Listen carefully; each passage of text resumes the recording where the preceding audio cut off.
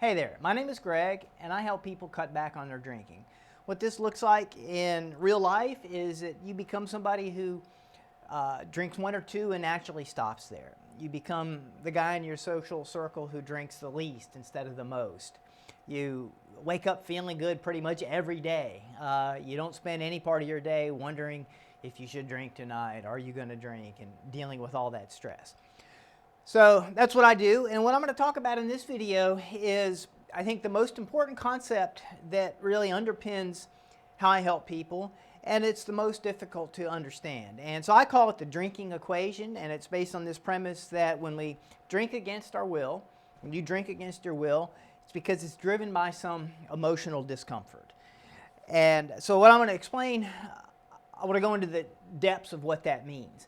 And first I want to explain how I think you most likely conceive of your challenges around drinking and why it's wrong and why you're not able to get a handle on this thing with this kind of conception of the problem. So here you are, there's your brain inside, and you're contemplating, should I have a drink or not? And there's these two intellectual arguments. You can think of it as two lawyers arguing with words, with sentences, on the want side and the don't want to drink side. So the lawyer for the prosecution, he says, it tastes good, it's cold, you have a nice buzz, it'll help you relax. Oh, and my favorite, you deserve it.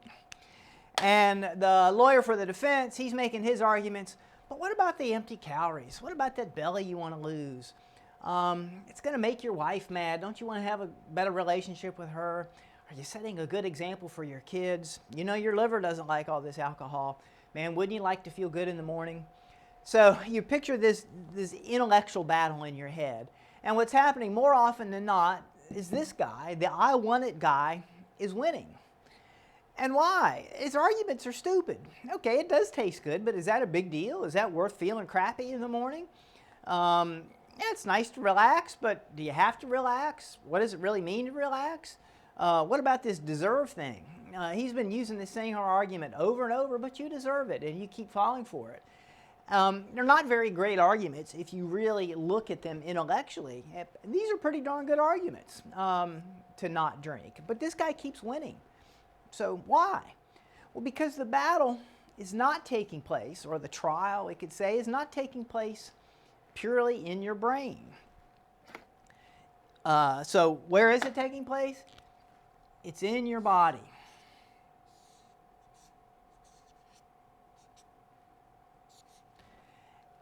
And this is what I mean by discomfort, is what's compelling you to have the drinks that you don't really want to have is this discomfort. And basically it's a type of emotional discomfort. It could be the emotion of stress and anxiety from a long day at work and you want to take the edge off. It could be the emotion of desire, of unfulfilled desire, because you like the drink so much, it's going to feel so good and taste so good. Those are all types of emotional experiences, and they're all a little bit uncomfortable. And that's why I call them discomfort. And it's the reaction to that discomfort that is driving you to drink. And what do I mean when I say they happen in your body? Well, emotion happens in our body. What happens is an external stimulus, or more likely our thoughts, cause our physiology to change. The part of our brain that controls our guts is always doing things with our blood flow, our heart rate, our breathing rate, our blood pressure, our muscle tension. And mostly we don't notice these effects.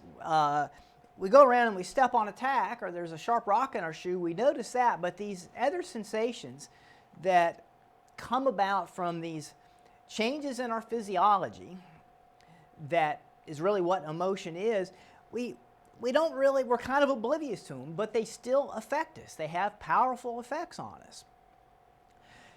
And that's why this guy keeps winning. So you're looking at this battle of words up here in your intellect, and it doesn't make sense that this guy would win. But what's happening is there's this,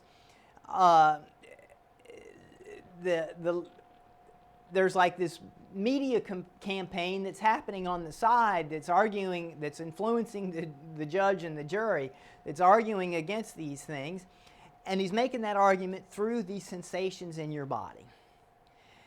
And as long as you don't know they're there and you don't pay attention to them, even these wimpy, sad arguments continue to win. But when you start to look at the whole picture of the battlefield, and I don't like the battlefield metaphor too much, but when you look at the whole picture and you start to say, when I really want to drink, when I find myself feeling compelled to have a drink, there's this tightness in my chest and or this tension in my neck, or you really evaluate what does this stress from the end of the day feel like, and it's tension in your shoulders and maybe just a generally tight, contracted feeling.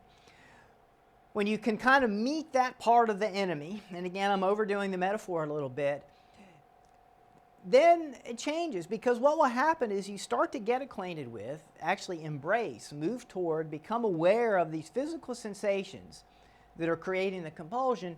What you'll almost invariably notice is they're not a big deal. They're withstandable. And a lot of the people I work with are athletes or exercisers, and you experience a lot of discomfort when you go out and push yourself in any sort of athletic maneuver, and you're able to deal with that. Or maybe you're a person that's not athletic but has to deal with back pain or shoulder pain. As humans, we're capable of dealing with all sorts of discomfort, especially if we kind of know what to expect. It's this hidden discomfort that we're oblivious to that has so much power. So I'll put a link down below to a lesson that I have that specifically talks about how to get acquainted with this discomfort, to sort of deal with address, become aware of the physicality of it.